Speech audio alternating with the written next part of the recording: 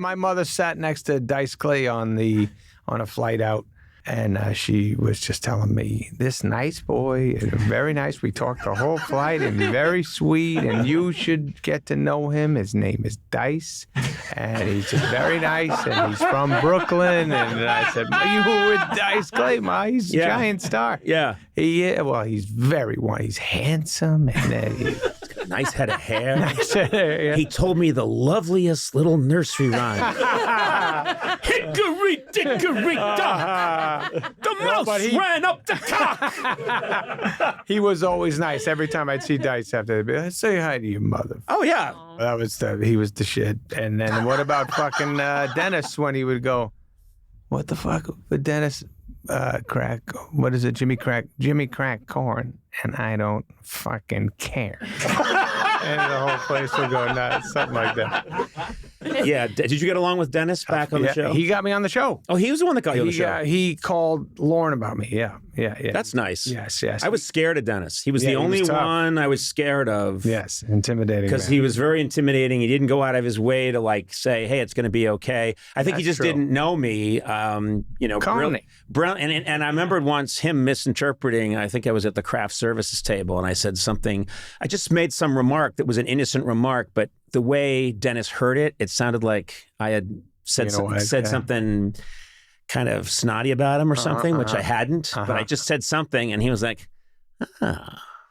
so Conesy took a shot at Den Den. Oh, wow. Like it's on. Conesy took on Den Den, and now Den Den is coming after. And I was like, fuck. Oh, no, I don't want this.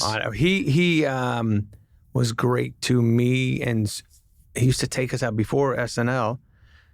We were just goofy comedians, Schneider and Spade. He used to take us out golfing all the time at Witsit, in the Valley, and we'd play with him and got to know him. And then he watched our acts and told us, what was good and bad and that kind of shit. And then he's like, Sandman. He used to call me Sandman. Mm-hmm. He used to I think he was like the first guy. My friends when I was a kid used to call me Sandman, and then nobody did that. And I think he used to go Sandman, and he's like, yeah, you'd be good on the show, Sandman. And then I'd be on the show. And I remember I wasn't doing great in the beginning. No, it's a hard place to get it going. But I was definitely Schneider hit big, and some of the youth was starting to get there, and I was not getting there. And then I remember in the hallway, he goes, "I thought this would have caught on by now." He did that to me. I go, "Oh no, not yet. It'll get there." Yeah. But you knew. You were always pretty confident that you'd get there, right? Yeah. I guess so. Yes, I kept going. But yeah, he was great to me. He was great. But I know what you mean. He did scare the shit out of you. You didn't exactly, almost like the McCartney thing. Like you just you get a little fucking out of your head and nervous, and you're going to say the wrong thing to Dennis and guys who were just better than us back in the day. Who else had that? Phil was warm. Phil was warm. He used to make you feel calm. Phil Hartman, but you always thought you didn't know the real Phil. That's right. Phil would walk in and see us and go, "Keep 'em flying, boys. Keep 'em flying." And then you'd go in and you'd to tell him about a sketch and go, and he'd say, "What's up, fellas? All right, let's take a look. Got it." And he was a machine. He could do it, but it's not like I ever had a heart-to-heart with Phil, never shot the shit for real, but he was sweet. He was sweet. Lovitz was pretty goddamn nice to us back in the day. He was funny because John Lovitz just wore his heart on his sleeve. He was who he was, and he was kind of very. It was all there. Like he had no armor. Right. So many comedians have armor, and John Lovitz.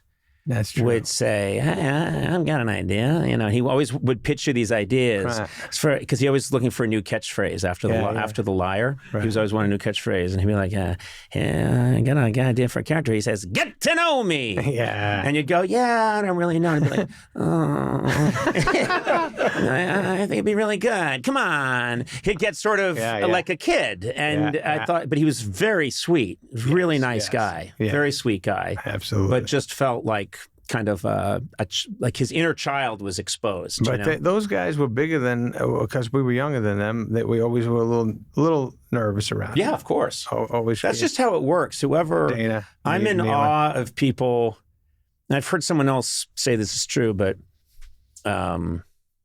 people that were on TV when I was a kid are just always, I mean, they're all dying now, but if they were on television or in the movies when I was a kid, I'm in complete awe of them. Oh, yeah. And we owe something to them. Yeah. And also, we saw them when we were, you in New Hampshire, me in Massachusetts, watching a black and white TV that doesn't work great. And I'm sitting on the floor and I'm with all my family. And they were on top of the mountain. Yeah. And you just felt like, well, what am I? I'm nothing. Sure. And so, what I've found is that people can be absolute icons, make the biggest stars in the world, but if they came along 5 years ago, I'm very happy to meet them, but they don't have that effect on me. Sure, yes. I'm not like, oh my God, but the way I would be from anybody I saw. You know what, Taylor Swift, because what she means to my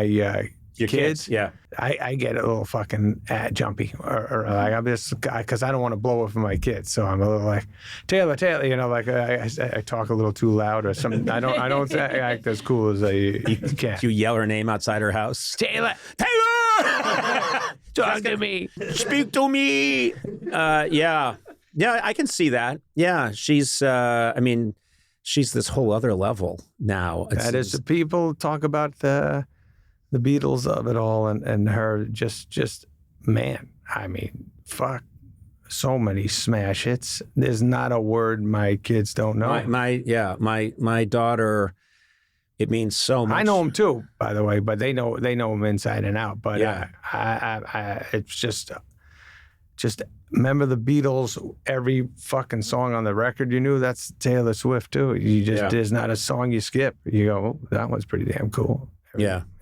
Very few people have hit that level of fame. For that long? It's me. Oh, boy. Taylor. Hold on. You've been outside with me, and people just lose, they're like shouting out different sketches and bits. No, they're just like, do I know you from something? How do I know you? Big man. What's up, big man? Taylor has called me and said, like, how long will this go on? And how do I handle it? And I go, look, you just got to be chill, No. You got to breathe into it. That's what I always say.